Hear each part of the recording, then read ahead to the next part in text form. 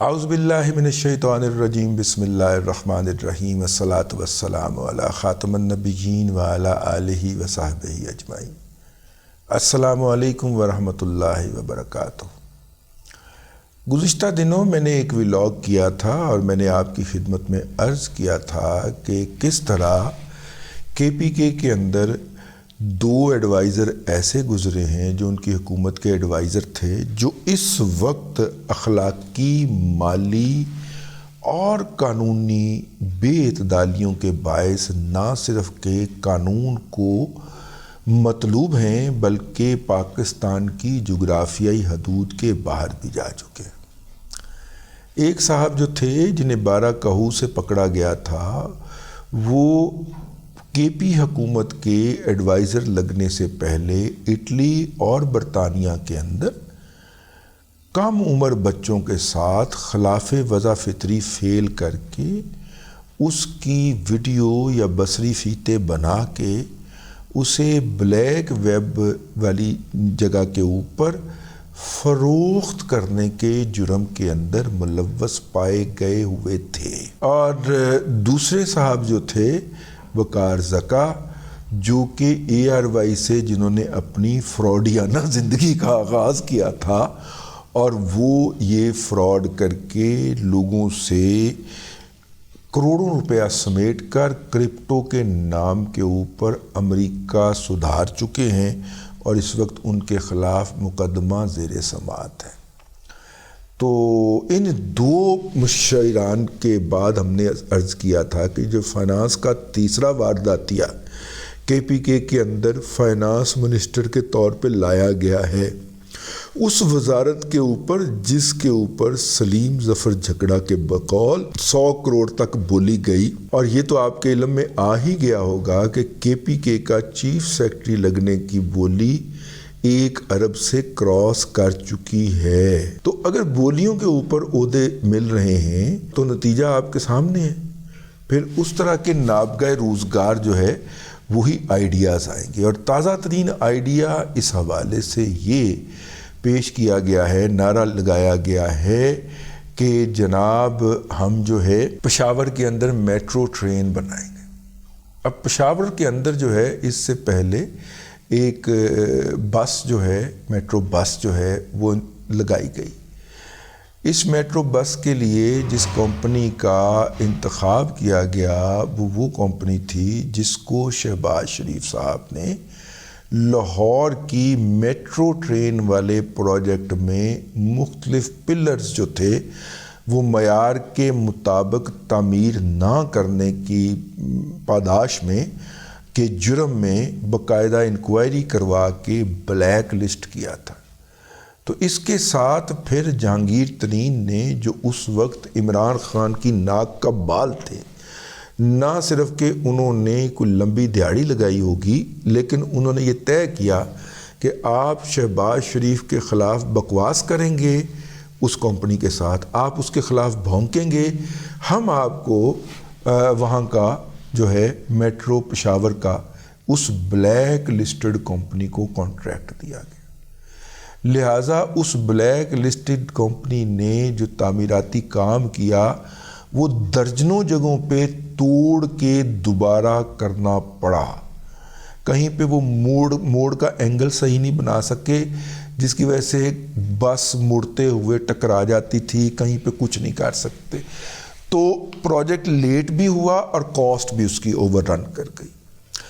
ایک محتاط اندازے کے مطابق پنجاب کے اندر لاہور، ملتان اور پنڈی کی جو میٹرو بسز چلائی گئی، ان میٹرو بسز کے اوپر ٹوٹل لاگت جو آئی وہ 80 ارب روپے تھی، اور پشاور کی ایک میٹرو کے اوپر اس وقت تک 120 ارب روپے لاگت آ چکی ہے، اور ابھی تک وہ پروجیکٹ مکمل نہیں ہو سکا۔ یعنی یہاں پہ جو 3 کی لاگت تھی اس سے 1.5 گنا لاگت ان کی ایک میٹرو کے اوپر آ چکی ہے اور ابھی تک پروجیکٹ مکمل نہیں ہے۔ اس سے 2 باتیں ظاہر ہوتی ہیں۔ کہ کس طرح کے پی کے اندر کرپشن کا لیول ہے کہ وفاق سے پیسہ آ گیا ہے تو لٹو، کھا جاؤ، گڑوپ گڑوپ گڑوپ کار جاؤ، پھینک دو، پرلی طرف افغانستان پھینک دو، وہاں سے ڈالر دبئی لے جاؤ، جلدی لے جاؤ، جلدی لے جاؤ، جلدی کھا جاؤ، پی جاؤ، مطلب اس طرح ان کے اوپر تشنج طاری ہو جاتا ہے کے پی کے بیوروکریٹ کے اوپر، کے پی کے ٹھیکیدار کے اوپر کہ وفاق سے پیسہ آ گیا، کھا جاؤ کھا جاؤ کھا جاؤ کھا جاؤ، لوٹ لو۔ یعنی سندھ کے اندر پوری موٹر وے ہی لوٹ گئے یار۔ موٹر وے کے لیے زمینیں ایکوائر کرنی تھی، پیسے انہوں نے پرائیویٹ اکاؤنٹ کے اندر جاری کر دیے یار، اندازہ کریں۔ اور کیش دیا، سرکاری خزانے سے جاری ہونے والا چیک بھلے 1 روپے کا ہو اور بھلے 1 ارب روپے کا ہو، وہ چیک جاری ہوتا ہے، کراس چیک۔ سکھر سے لے کے حیدرآباد موٹر وے کے پیسے ہی کھا گئے، وہ چیک اینڈ بیلنس ہی کوئی نہیں۔ کوئی ڈی سی اپنے پیسے نکلوا کے کھا گیا، کوئی اے سی اپنے پیسے اس کے پیسے نکلوا کے کھا گیا۔ نواز شریف صاحب کے دور میں جاری ہوا تھا، وہ وفاق پٹ پڑا کہ یار پیسے ہم نے آپ کو دیے تھے لینڈ ایکوزیشن کے لیے، موٹر وے بنانی ہے پوری، ٹھیک ہے آپ بات کر لیں۔ تو ہمارے جو سندھ کے ڈومیسائل والے حضرات ہیں اچھل اچھل کے آپ کو ٹکریں ماریں گے۔ وہ بھائی موٹر وے کے پیسے تھے بھائی، سب سے امپورٹنٹ سیگمنٹ، وہ پیسوں کا اجرا بھی ہو گیا، لینڈ بھی ایکوائر نہیں ہوئی، پیسے کہاں گئے؟ اور کیش جاری کر دیا یار آپ نے۔ سرکاری خزانے سے کیش کون جاری کرتا ہے؟ سرکاری خزانے سے ہمیشہ چیک جاری ہوتا ہے اس کے نام کے اوپر، اگر اس کا اکاؤنٹ نہیں کھلا ہوا تو پھر بھی کھلوایا جاتا ہے۔ اور جتنے کے بینک ہیں اکاؤنٹ کھلوانا کسی بھی پرائیویٹ بینک میں کوئی ایشو ہی نہیں ہے۔ خیر اس نے کروڑوں روپے وصول کرنے تھے یار، جس بندے کی آپ زمین ایکوائر کر رہے تھے وہ اکاؤنٹ نہیں کھلوا سکتا تھا۔ خیر یہ تو ایسے ہی آ گیا۔